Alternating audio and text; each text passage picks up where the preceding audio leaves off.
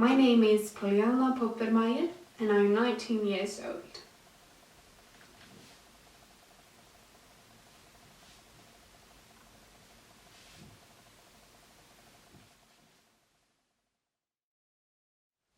I've been doing acting for a really long time now. I am currently at an acting program, a one-year acting program with focus on acting for the camera, and before that I studied at an acting program in high school.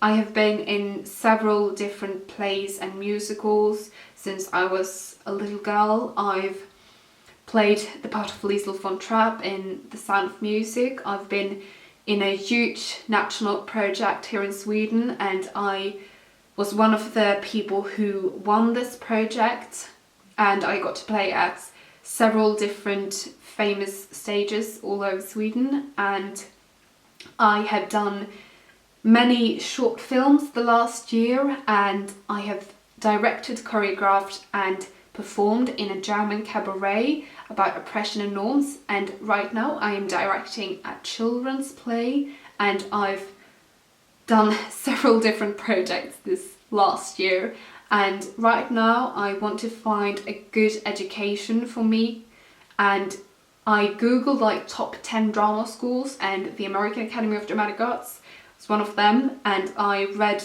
all the information on the website, and I just felt like this is a school that I want to be a part of. The faculty is amazing, all these students who have graduated are great and amazing actors, actresses and directors, and I would love to be a part of that. It would be a place for me to grow both as an actor and as a human being.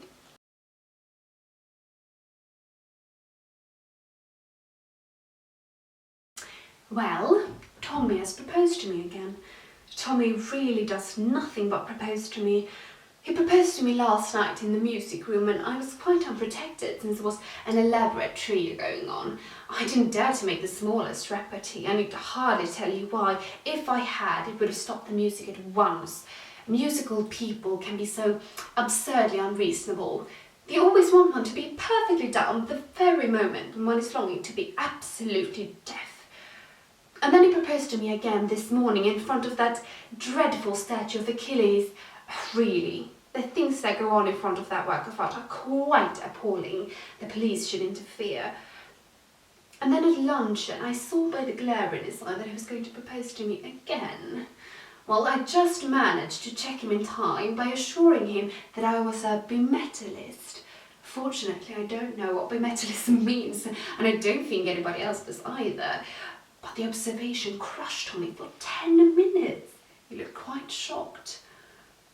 And then Tommy's so annoying in the way he proposes. If he would propose to me at the top of his voice, I wouldn't mind so much. That might produce some effect on the public, but Tommy always proposes in a horrid, confidential way. When Tommy tries to sound romantic, he talks to one just as a doctor would. I am very fond of Tommy, but his methods of proposing are just quite out of date.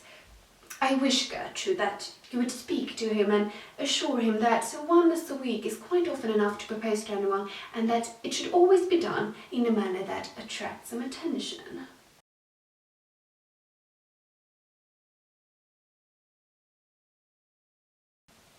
You needn't speak. I understand it all.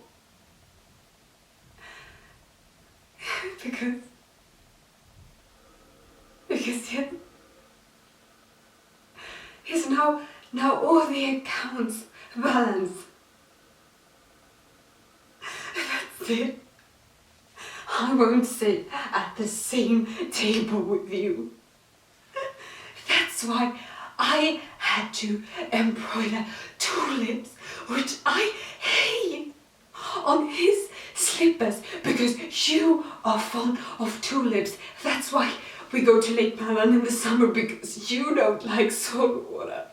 That's why my boy is named Eskil, after your father. That's why I wear your clothes, read your authors, eat your favourite dishes, drink your drinks. That's why. Oh my God.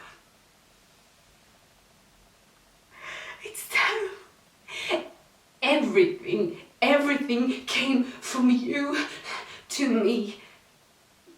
Like a worm into an apple. You ate and ate, bought and bought, until nothing was left but the ring and a little black dust within.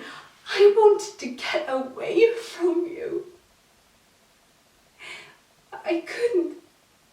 You lay like a snake and charmed me with your black eyes. I felt that when I lifted my wings, they only dragged me down.